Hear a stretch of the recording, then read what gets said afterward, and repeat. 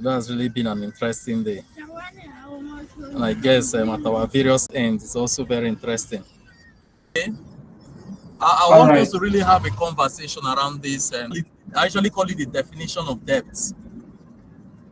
Oftentimes, I just tell some folks that it is actually depth basics, okay, or the basics of depth.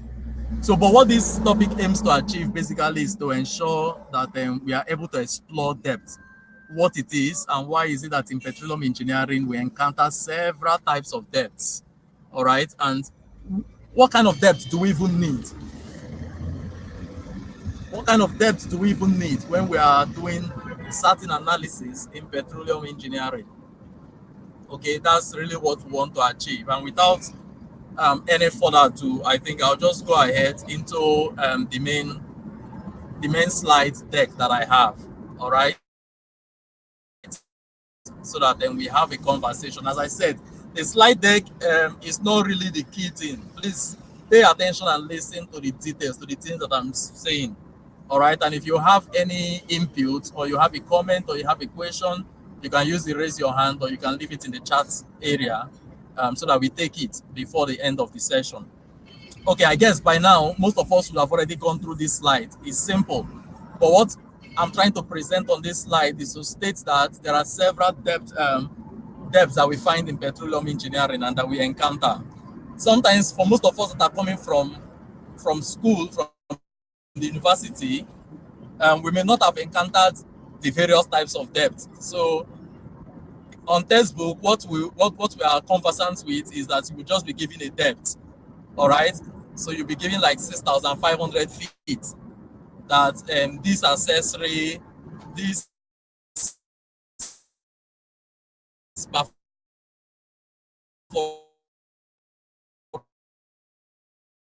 operation is at 6,000. But there is a possibility that you might actually have erroneous.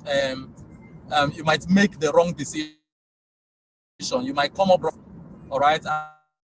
And that result, of course, if you put it in a work program and take it to the field, then definitely you will actually suffer from, you will actually suffer a loss. You will actually miss the value of that well work or intervention that you've gone to execute. So, yeah, I've stated that clearly we come across depths that sometimes we see some depths above height, but along hole.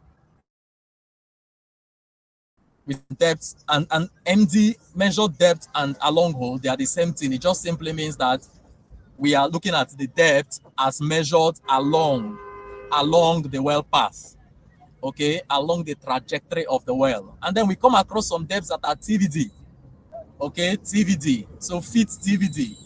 And those depths basically are the depths that simply means that we are dealing with a depth that takes a reference to the vertical.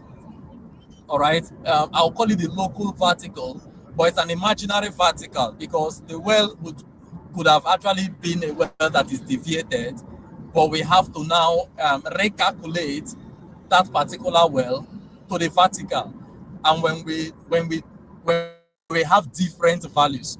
Okay, so what I was trying to say is basically that if you look at the diagram that is shown here, this is what you see. I was trying to post that along with depth to the vertical, okay, but so that basically referencing the depth to the mean sea level. So we are taking a new reference. We are taking the reference now to the mean sea, not from the original reference, but this time we are taking it now to the mean sea. And when we take it to the mean sea, it is a very good basis, because it is a basis that can be used to bring several depths to the same reference. All right, so it's a base where we can be able to bring several wells, several reservoirs to the same reference. We can be able to bring them to the same reference and compare their values, and that becomes the TVD stuff. There are details that we will see as I go down. So what exactly is the definition of depth? All right, I've mentioned that for certain specific calculations that you're doing in petroleum engineering, you need to be concerned about the depth that you are using, else you will run into error. Okay, And of course, we know that the trajectory of deviation well basically looks at the path that is followed by that well from the surface to the target depth. So if we want to accurately define a depth, any depth, so this is the basic level of petroleum engineering. This is like the starting point, because we need to start from here before we even go into pressure basis. This is the starting point. And at this point, if you want to define depth, or if you are looking for depth, or if you are given a depth, there are certain characteristics, attributes, or parameters that you need to be concerned about. One is that you need to look out for the value. The value is the number. Okay, so sometimes when we ask for depth, all we are looking out for is that we just want to hear 6,000 feet. And if you have 6,000 feet, basically what you have received, the 6,000 there is the number, you have received the value and the unit.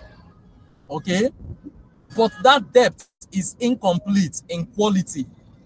In terms of characterization or quality, that depth is not complete. It is incomplete because it can actually throw you into error. It can cause a fishing job, or you're trying to reperforate a well and you go with such kind of depth. You might actually be perforating the well. You might be perforating the well at the wrong depth, or you might actually be even meeting the fish at a shallower depth.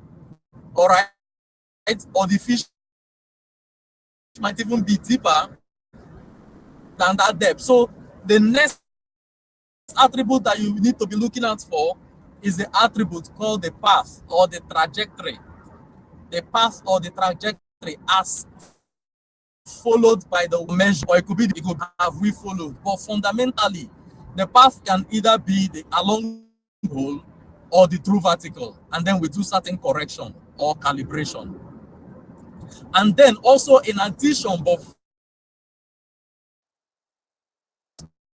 kilometer is measured from the point where you saw that signpost. All right, it's measured from that point. That is the reference. So also when you look at well depth, you need to ask yourself, from which reference was this depth taken? And then when we talk about reference, we are looking at either the mean sea level, which is the MSL. We are looking at the direct floor elevation, which means that the reference is from the direct floor of the rig that was used.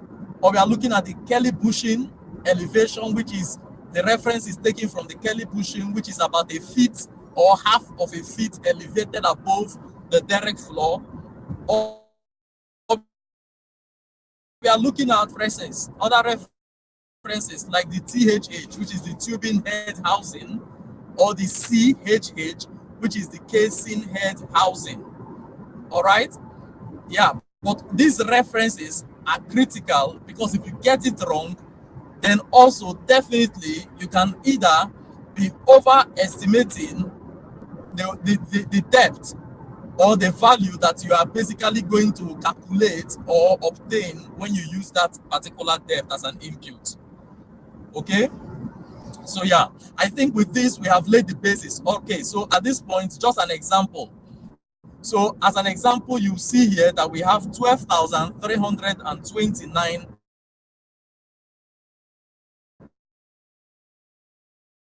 the complete definition of depth. That's a complete definition of depth. Now, if you listen clearly, I said earlier that the depth that we are looking at, in addition, we need the reference.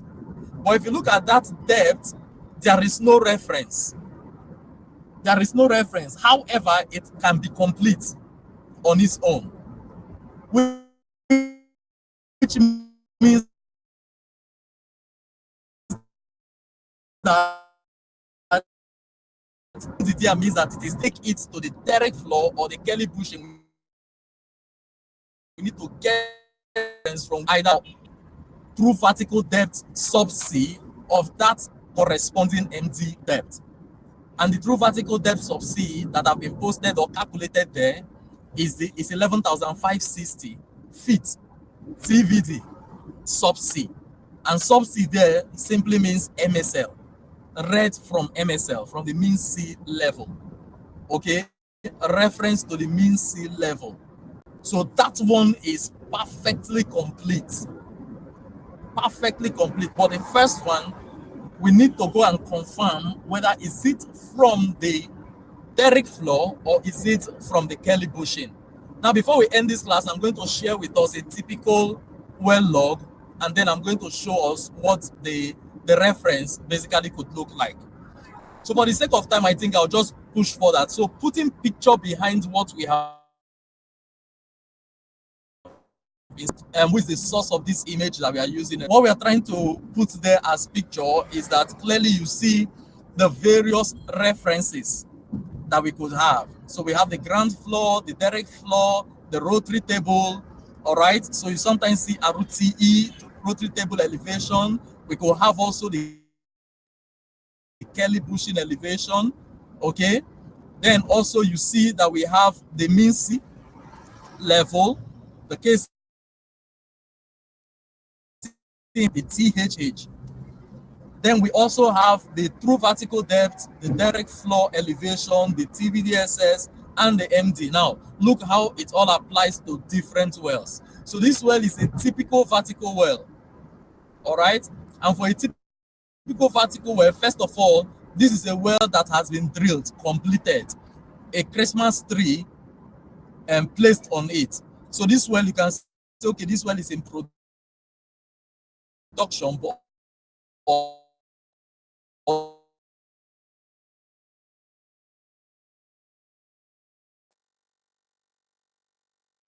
this well has been completed. You see that references such as the CHH, which is the casing head housing.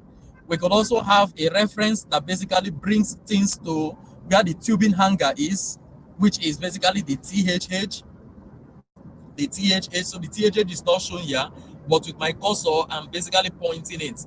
So on the wellhead, this is basically where the Christmas tree is sitting. And on this image that is shown here, you can see the Christmas tree. So from this point, that is the Christmas tree, a solid block and Christmas tree that is for a dual tubing completion.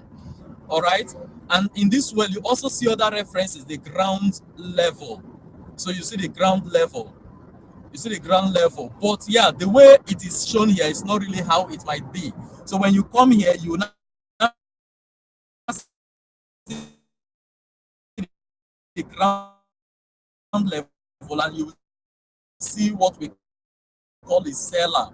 A cellar. So a cellar is like a pit, all right, within. It's a shallow pit. It's a shallow pit. It does to us a lot of benefit.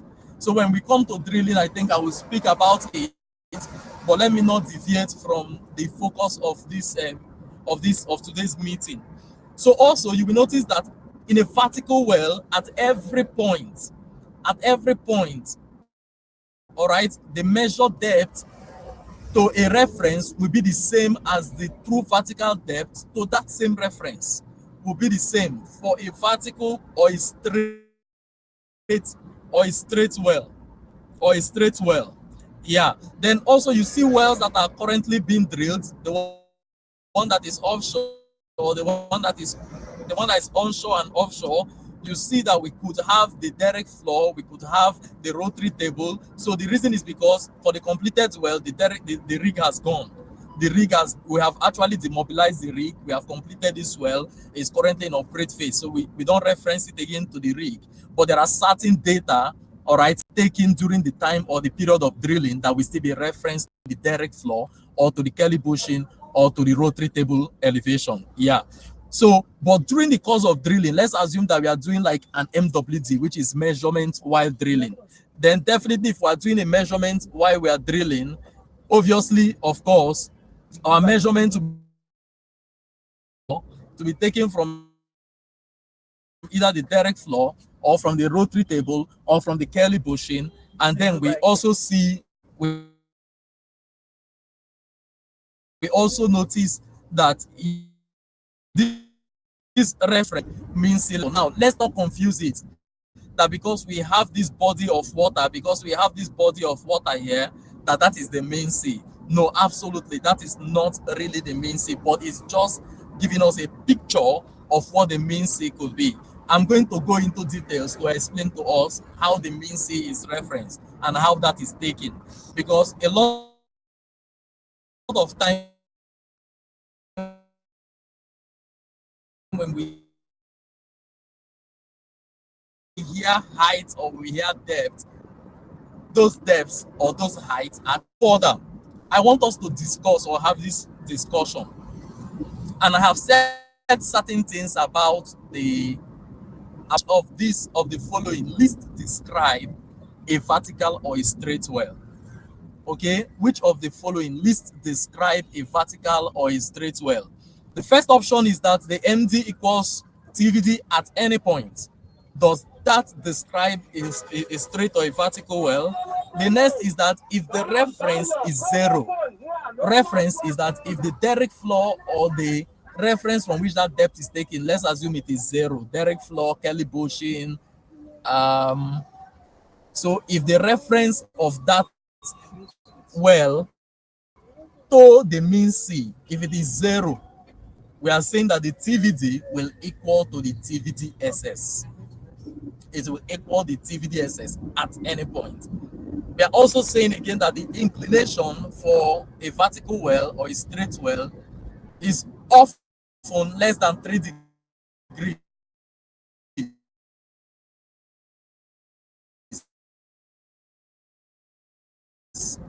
All right. In some literature,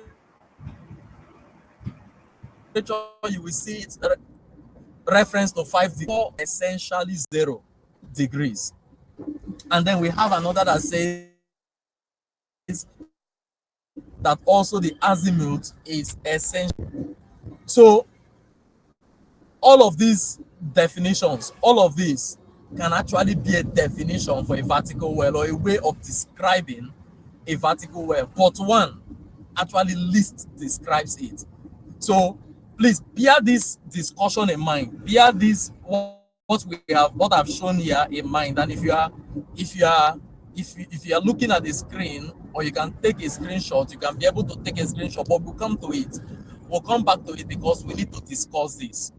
We need to discuss this, and then I will want to hear your input. Which one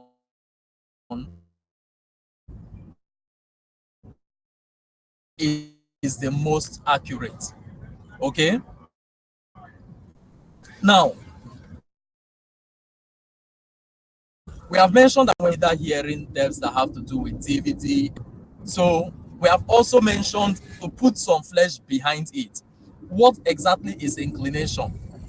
Now imagine this picture that I'm showing here. All right.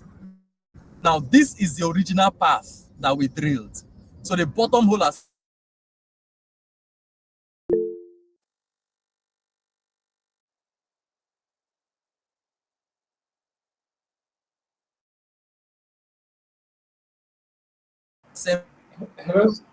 Hello, sir. We can't really hear you. Your voice is cracking. Then, if it will be possible, can you hear me now? Is it better? it's a lot better. Then, if it's possible on your screen, can you just help us and click on the hide so that it won't be obstructing our view? All right, thank you so much. How is the audio now? Is it better? It's better now. You can go ahead, sir. Perfect. Okay, so I think quickly, just give me a second. Let me get my pen. So I don't know if I try to write, I don't know if it is going to come out straight. But basically, this is the path the well has followed. All right, this is the path that the well has followed, and then we are saying that if we want to get the TVD of this well, so first of all, when we are drilling the well, the data that we are going to obtain during the MWT, which is the measurement while drilling, is that we are going to, for every course point or for every casing that we make up, or for every BHA, bottom hole assembly, that we make up, the corresponding length will give us an indication of the depth. And then also during the MWD, we are also going to be getting the corresponding MD depth. All right, we are also going to be getting the corresponding MD depth. So take, for example, at this particular point, we are going to get the MD depth. We are going to get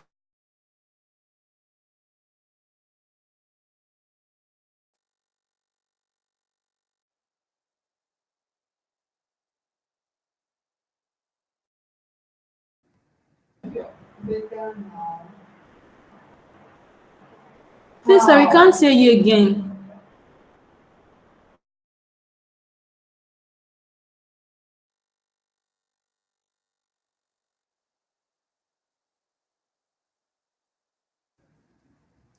Hello, sir. We can't hear you.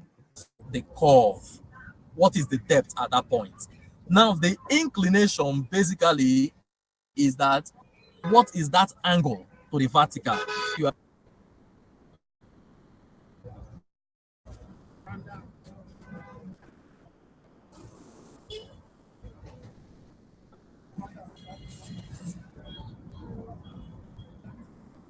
hello? Yeah, we lost you at some point, but you can go ahead. I think you are back. Okay, can you see my screen? Yes, we can still see your screen. All right. So someone mentioned that she cannot see my screen. Okay, so I believe my screen is up now, and also my audio is okay. So I guess we can go ahead. So what I was trying to say is that for every point, at every point, we will have the MD, the inclination, and then we'll also have the azimuth. We'll have the azimuth. So I was trying to explain that the MD basically is that what is the depth if we have followed specific. What is the depth at every point? What is the depth at each point along this path? Along this path, that is basically the MD, the measured depth. Now, for the inclination, we are talking about the angle that's to that path, to that point. All right, we can actually place a tangent and use that tangent to basically get an angle to the vertical, and that angle to the vertical gives us the inclination at that point. All right, how inclined is that point is to the vertical if we have gone straight. Okay, if we have gone straight and not deviated. So what is the angle between where we are heading to if we have actually made a straight course? So that's basically the inclination. And this inclination, of course, can either be between 0 to 90 degrees. All right, normally 0 to 90 degrees. And of course, when it is 0 or within 0 to 5 degrees or 3 degrees, we usually say, okay, the well is vertical or is perfectly vertical. So a perfect vertical well will be the one that is 0 degrees. All right, the inclination is 0, which means that basically there is no deviation. And when it has gone above that, all right, but below maybe 89 or 85 or 80, we say that that particular well is slightly or highly deviated. And then when it has gotten towards 90 or approximately 90, then that makes it a horizontal well. All right, then we are looking at horizontal wells. Yeah. Okay. So I've also mentioned about azimuth. Now, for inclination, remember, we are looking at the angle that corresponds to the vertical. However, for azimuth, we are looking at it now to the horizontal component. We are now assuming that at that particular point, if we actually should be able to make a kind of turn, if we should make a turn at that point, all right, a kind of clockwise turn, what is that particular depth to the horizontal direction? So in the horizontal direction, what is it? And first of all, if we're looking at it in terms of a cycle, it means that azimuth value will fall between 0 to 360 degrees. To 360 degrees. So we are looking at it to a plane. To a plane. And then if a plane is put, or a cross section is put at that depth of our well, and we are standing at that point, and we are looking at the direction we are heading to the horizontal plane that we have added. What direction are we heading? So this is more like what we do when we are doing bearing. Yeah, this is like when we are doing bearing in secondary school. All right, you are standing at a point, and then when you are standing at a point, you are looking in a direction. Now that direction that you are facing, or that direction that you are looking, basically the angle to that direction is taken to a horizontal plane, and that is what basically the azimuth is. Okay, so by the time we fit all of these parameters into certain equations which follows certain models, we are able to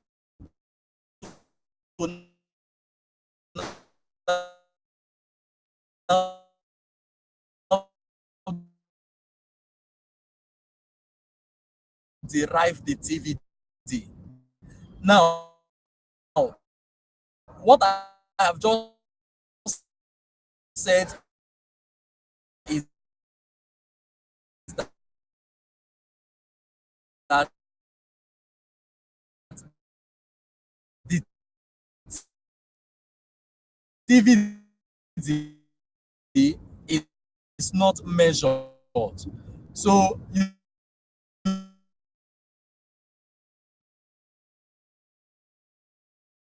did not hear me mention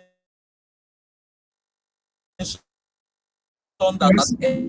Alessa, your line is breaking. Your line is any breaking what by what?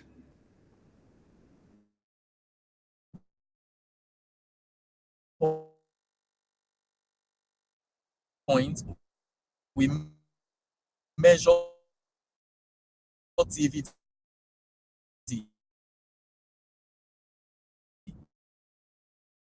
Because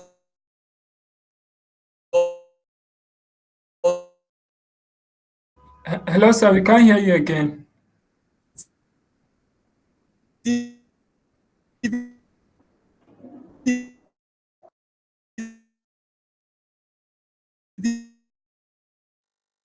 is a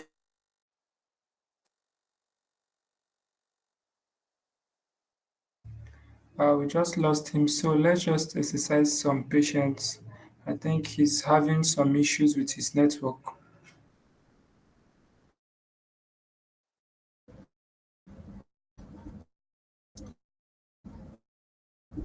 all right.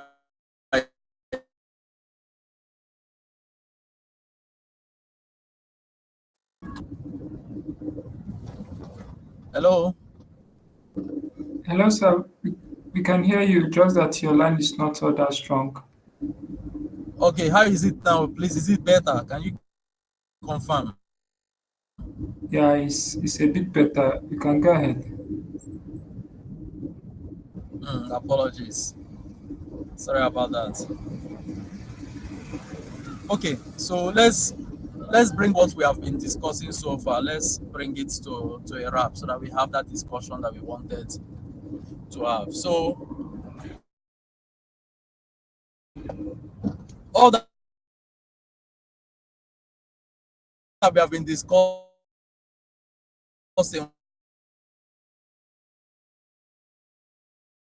why is it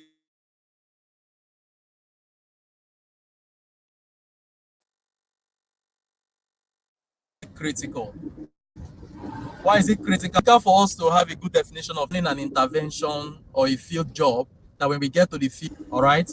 So that is the first reason. Because if we're having any job, I've talked about fishing.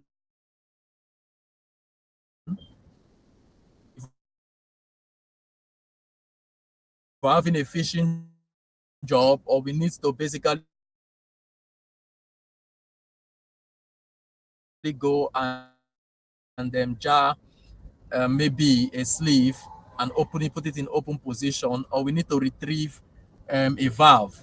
All right, we need to retrieve a valve or basically set a plug and all of that.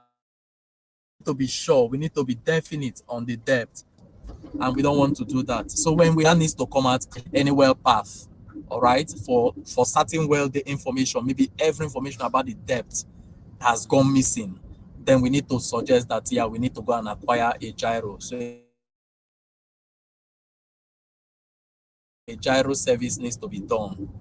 So we need to basically through a long hole depth of that well basically is at every point that is measured. So also, of course, the depth is critical because we use it, we basically need it, especially when we want to be able to calculate or even have an understanding of where our fluid contact is, or we want to have an understanding of the tops data or the tops information of our well. So the reservoir top,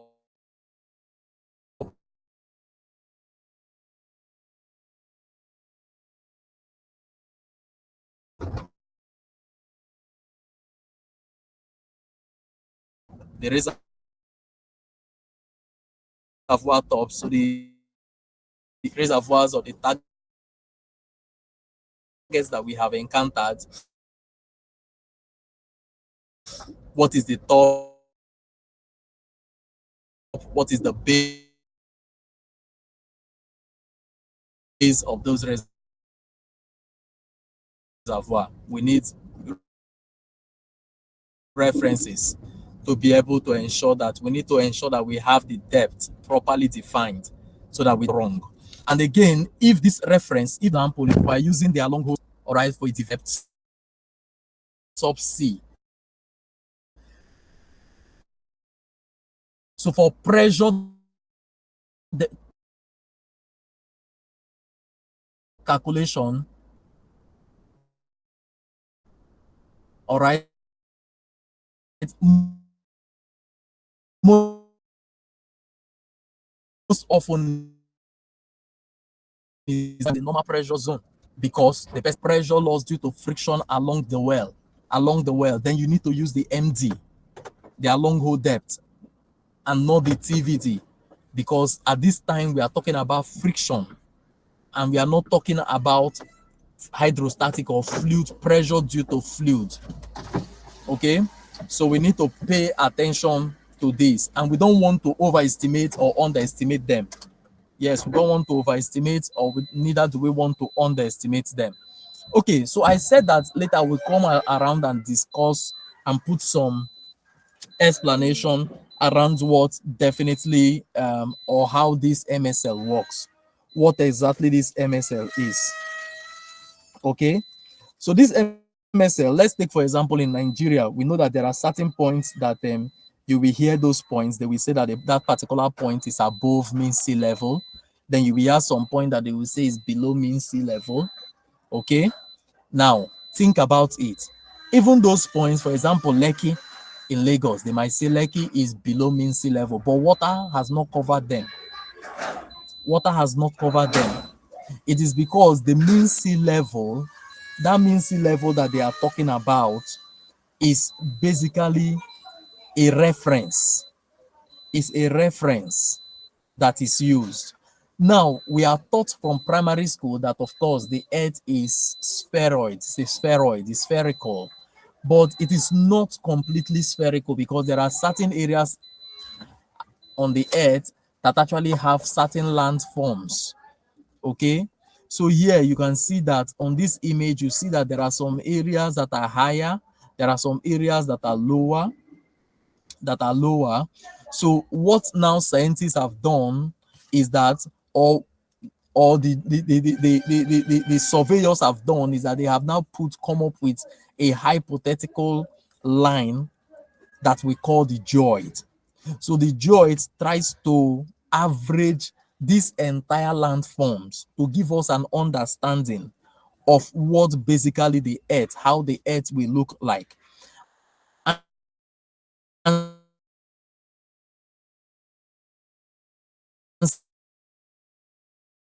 still working with this geoid, we still cannot be able to basically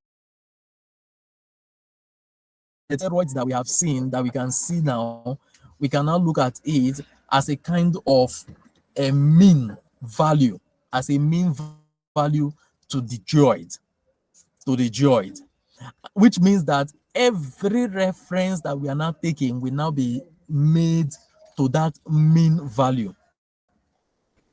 That is the reference to which all values will be taken.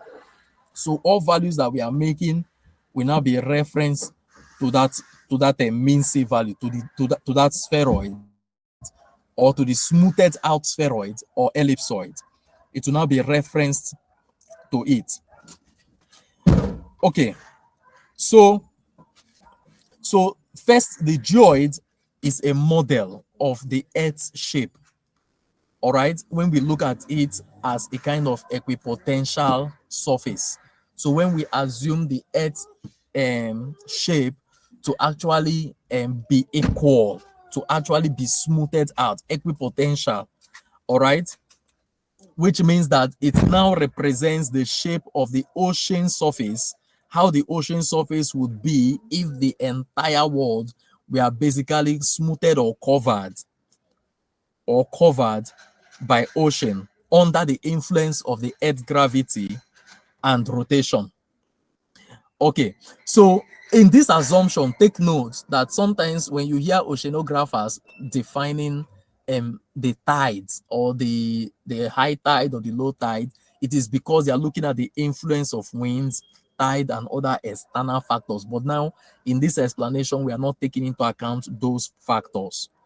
Okay, so basically that means sea level, we are looking at it as extending over the entire earth. All right, extending as that smoothed line over the entire earth, and it is done relative to the geoid. So you will see that it has been done relative to the geoid, which is this red line. And for each point, we can basically be able to tell, the surveyors can be able to tell what is the geoid height, whether the geoid is above the smoothed outline, or whether it is below the smoothed outline, or whether they are corresponding at every point. However, remember that this geoid is not a perfect sphere or ellipsoid. It is basically irregular due to the variation of Earth's mass distribution. So this Earth mass distribution, I've explained that there are areas where landforms may exist, such as mountains, and there are areas where also there could be trenches, ocean trenches, as you can see at these edges, ocean trenches, yeah. And of course, all of this can basically influence things. So, but as surveyor, well site surveyor, when they come to any location, so let's take for example a well site location surveyor comes to a location that is below the mean sea, but not that the people are living underwater, below the mean sea. They have to take a reference to the mean sea. So as the rig is basically, as they skid the rig into location and ensure that that rig is positioned, okay, they have to ensure that the direct flow of that rig, they are able to get the reference or the elevation of it to the mean sea, which means the surveyor have to do that reading and provide it as part of his data or report. Now, also, when you are flying, you will hear the pilot say, okay, we have come to a cruising altitude of about 38 feet. And then that depth or that height that he has given to us, he has also taken a reference to the mean sea level, which means that he has also measured it to this smoothed out sphere or spheroid or ellipsoid. Okay, that's basically what it is, and that's how these are measured. So you can hear that locations are above sea levels. The mountains, like for example, Lumo Rock, above maybe 1,000 meters above mean sea level, above the sea level. Or you hear certain locations, as I've mentioned, the Lekki, locations like the Dead Sea locations, or some locations in Nigeria, I think maybe Bonny Island, or even some locations in Europe, or in Netherlands. Yeah, in Netherlands, all of those locations could be below the geoidal surface. All right, they could be below the geoidal surface, but it doesn't mean that the people are living underwater.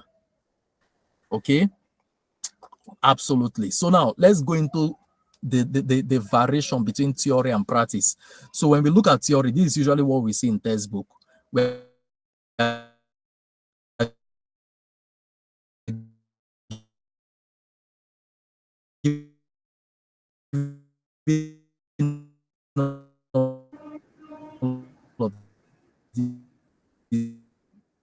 Hello, sir. Your line is breaking. data.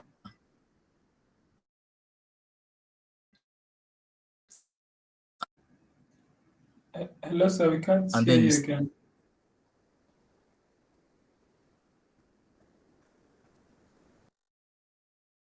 see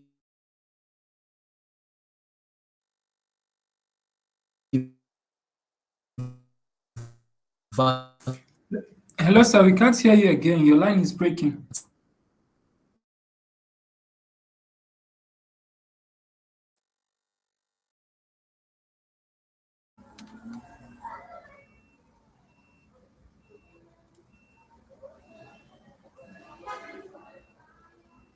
all right.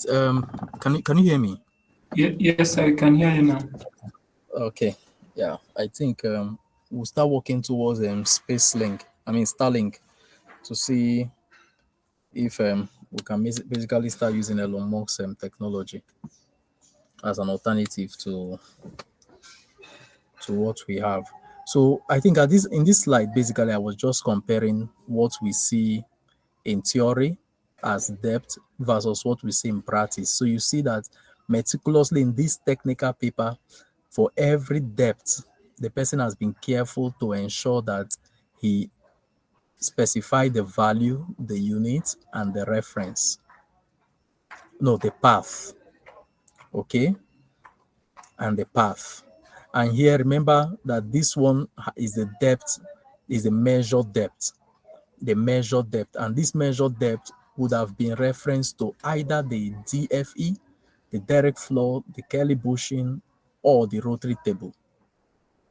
But you see here that the person has meticulously written the depth, all right, fully, because the job they are doing here is a perforation job. And for a perforation job, let's assume that if that perforation, if it's a through tubing perforation that will be conveyed with either an E-line or a wire line, or basically a coil tube, then we need to be careful, okay, to ensure that that depth is properly defined as we have done here, and not just to say 477 feet, but it has to be 477 feet MD.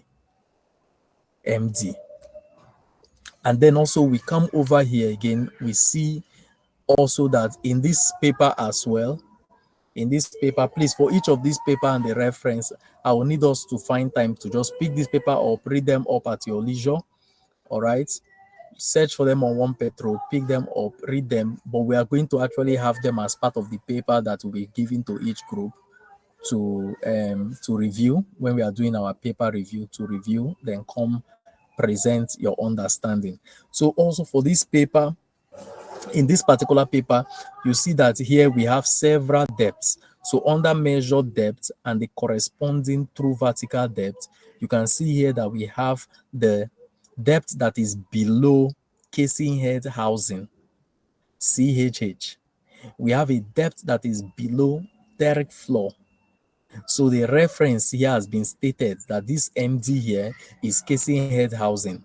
This MD measured where this MD was measured from is the derrick floor. All right, and here we are looking at a wire line that is basically conveying a gauge for pressure measurement. All right, during a bottom hole survey, pressure survey. So then you see the corresponding TVD. So this is the TVD value and this is the TVD sub C. And then you will notice that the derrick floor elevation above sub C is a positive value, which means the derrick floor is above the mean sea level, is positive. Therefore, when we are now getting the corresponding TVD SS, the corresponding TVD SS value. Sorry, let me get my pointer out because I don't know sometimes. Yeah. So the corresponding TVD, the first value that you will notice here, all right, where MD was 0, you will notice it to actually be 103. Okay, 103 because the TVD is 10. So that simply means that it is basically this particular depth, which means 0 plus this depth minus 113 to give us this particular depth. So when we looked at that cipher crescent image, that image we got from cipher crescent, this is basically what we are talking about. So you see here that the derrick floor to the mean sea, if this is assumed to be the mean sea, the MSL, you see that basically this value here is the elevation, is that DFE, that is 113. That is 113. And then at an MD of 0, they were measuring a TVD, which means that there was a corresponding change in either the inclination or both inclination and azimuth that gave us a TVD value of 10. Now you will notice that this TVD value, you will notice that the TVD value is from the derrick floor, and it is actually the elevation above mean sea level greater than the TVDSS at any point in time, which means that if what we have is 10 as the TVD, then it means that it is 10 minus 113. That is what will give us the corresponding value that you have here. And that's basically how this is obtained. So the TVD is gotten from the MD inclination azimuth fitted into a model, which I mentioned about 5 or 6 model: tangential, balanced tangential, minimum curvature, radius of curvature, angular averaging method, 5 methods fitted into any of those models. Those models work based on the principle of geometry, simple geometry. Now, once you fit it in, you're able to calculate your TVD. And when you get your TVD, it is just basically an arithmetic calculation and you get your TVD SS. Okay. So now, how do we now get something like the gradient, the pressure gradient of our fluid? So the question will now be, which of these depths do we use? Now, if you do this calculation and you do it correctly, I will just give you guys an understanding of how this calculation is done. Okay, the way to do this particular calculation basically is that, for example, if I take this point, so pen, yeah, so if I take this particular point, so let's say I want to calculate the gradient at this point. So the gradient at this point will be the depth at that point, the pressure at that point, sorry, minus this pressure divided by the corresponding depth, but the depth we are using now will be the fit TVDSS minus the corresponding depth. Okay, so that's basically how we do it. That's how we do it. So this minus this, divide by this, minus this. Remember that we did not use any other depth. As we mentioned, if you use any other depth, you can either be overestimating or underestimating the gradient. And if you do that, you cannot predict accurately your fluid gradient, because the essence of this is to help us to know what kind of fluid is obtained in a particular section. All right, what kind of fluid have we encountered? For example, the gradient we are having here now are gradients that are tending towards gas. All right, towards gas. This is purely like a gas gradient. These are purely gas gradients, because when we are looking at oil gradients, then it will be a gradient that has gone to somewhere of about 0.3, okay, 0.34. All right, psi per foot. And then when we are looking at gradient of water, then we are looking at something that has gone above what the gradient of fresh water would be. Yeah, what the gradient of fresh water would be. I think I would just end this discussion at this point, but the rest couple of slides was just to give us an indication that there are still other depths, all right, other definition that we can actually go into and look at. And that is a reference, agilegeoscience.com. Okay, there's a textbook or a handbook of geology written by 𝐻𝐝𝐞𝐻, which in that handbook, either the chapter 6 or chapter 16 is the definition of depth. And there is talking about the true stratigraphic thickness. It's talking about the true vertical depth thickness. It's talking about the true vertical thickness. It's talking about the measured depth. It's talking about the measured log thickness. Yeah, several thicknesses. And these thicknesses, remember that thicknesses, subsurface, could be the difference of two depths, taking the difference of two depths, and you must know what depth are you looking at. Because if you take the difference of two depths that has to do with a long hole, for example, if you take the difference between this depth and this depth, it cannot be the same as the difference between the corresponding TVD points. It will not be the same. So we need to be very conscious of that. And that is what thickness is all about. So we'll not be going into this today, but I think at this point, I would like to thank you all for your patience and for listening. Sorry about the network glitches, but yeah, it will be good we go back to our conversation, the discussion that we wanted to have. So I don't know whether someone wants to unmute and try to register their voice and their presence as to answering this question, which is taken from, this question was modified and taken from the SP certification question set. All right, which of these least describe a vertical or a straight well? So if my audio is up and you can hear me clearly, maybe someone wants to basically chime in and give an answer to this. Thank you. If not the definitive answer, just give us like an idea or an explanation. Let's hear your thoughts. What do you think about this? So the images there are there to basically guide or basically help. So I don't know if I was heard clearly. Yes, sir. Yes, sir. So, is Great. there anyone? Go ahead and I'm just, moderate at this point. yeah. Yeah, you can see the hands that are raised. Okay, so I'm just going through. I don't know if there's anyone that will want to attempt. Just go ahead. I think at this point, because we are learning, no answer will be, nobody will be penalized. So go, be free. Be free.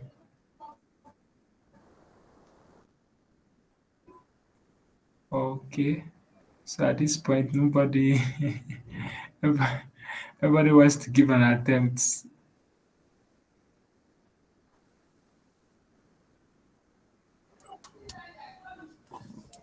Okay, I think you can go ahead, sir. Okay, Nobody's. let me just ask a question. All right, and someone can just answer that quickly. What is cos 90 degree?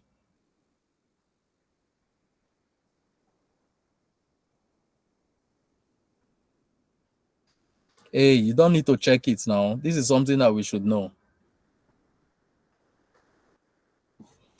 Hello, sorry, I don't know if my internet is still up, if you can hear me.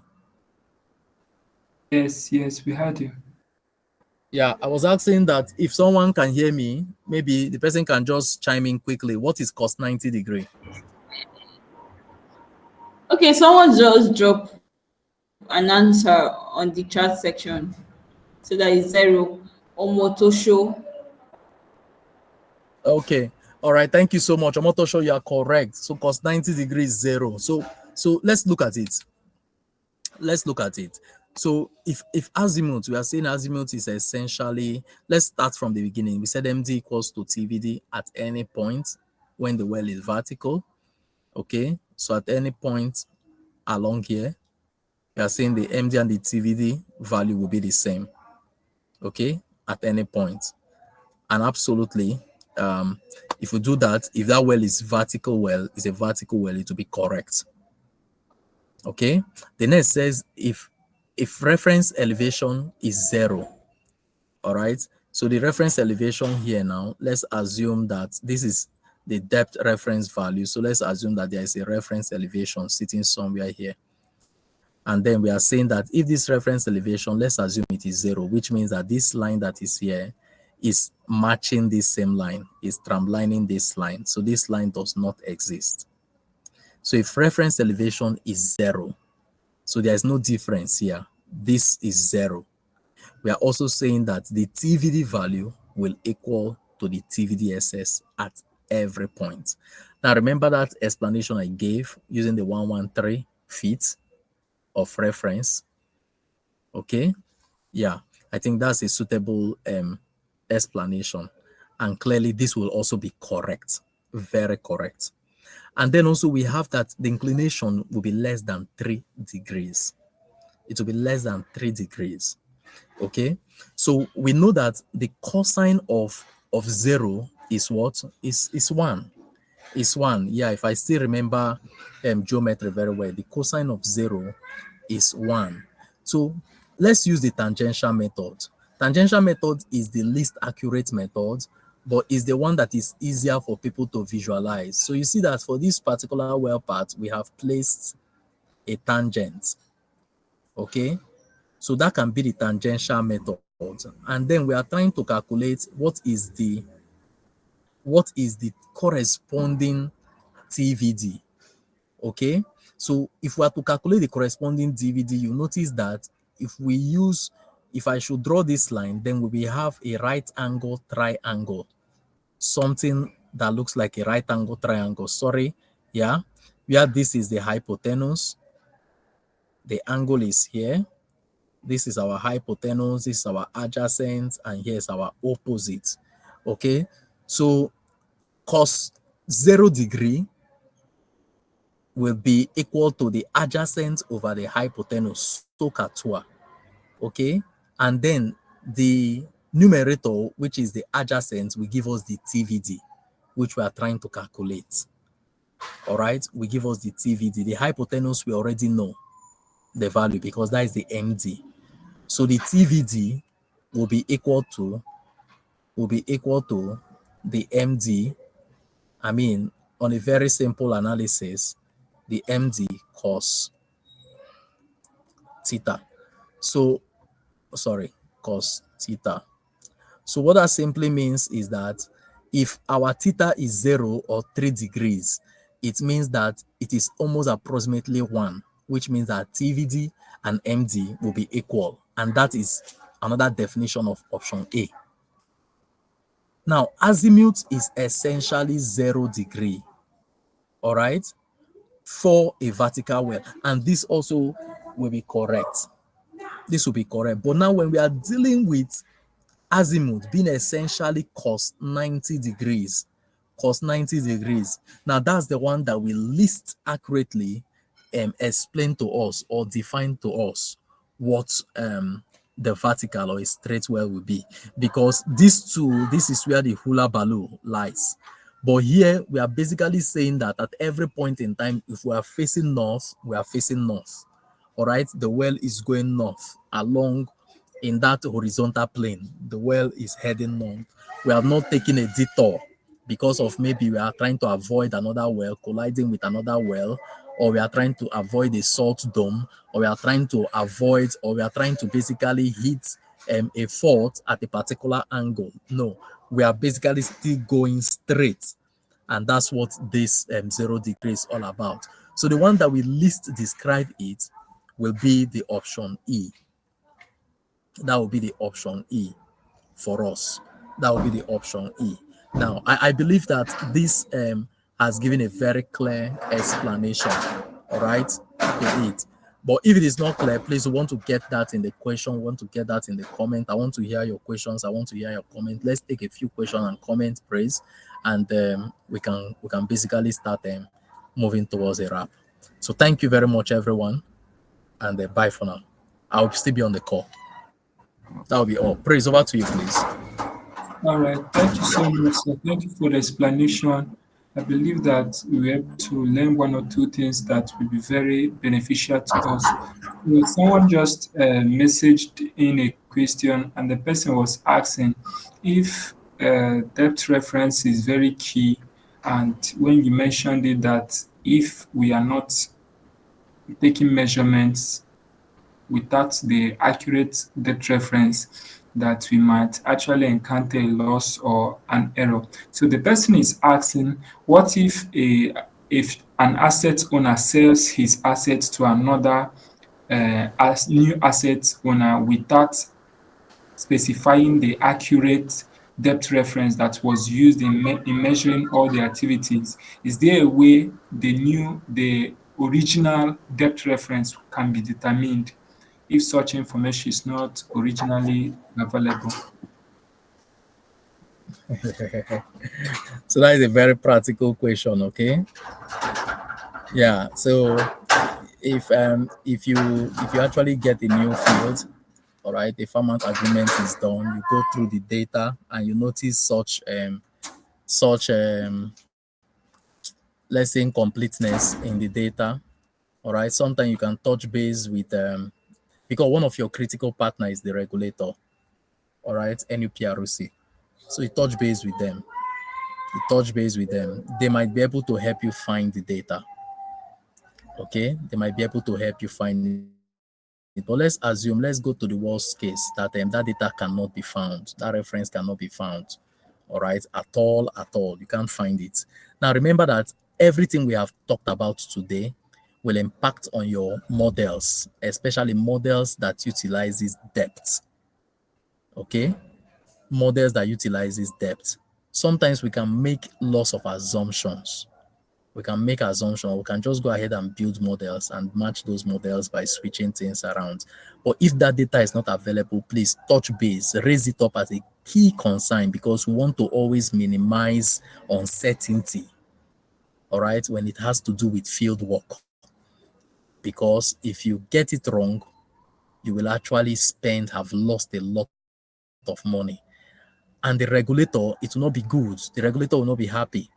Also, those that are focused on commercial, which is the NOIMS, they will not also be happy, because definitely cash call money has gone in. So you can touch base with them, use them as your channel to see if you can be able to get that data. But if you have exploited it and it's not available, then you now need to now make what we call a request for further information, So you need to develop a document that justifies the need, the value of information. And the information you want to get now is that you want to be able to either do a new gyro on that well.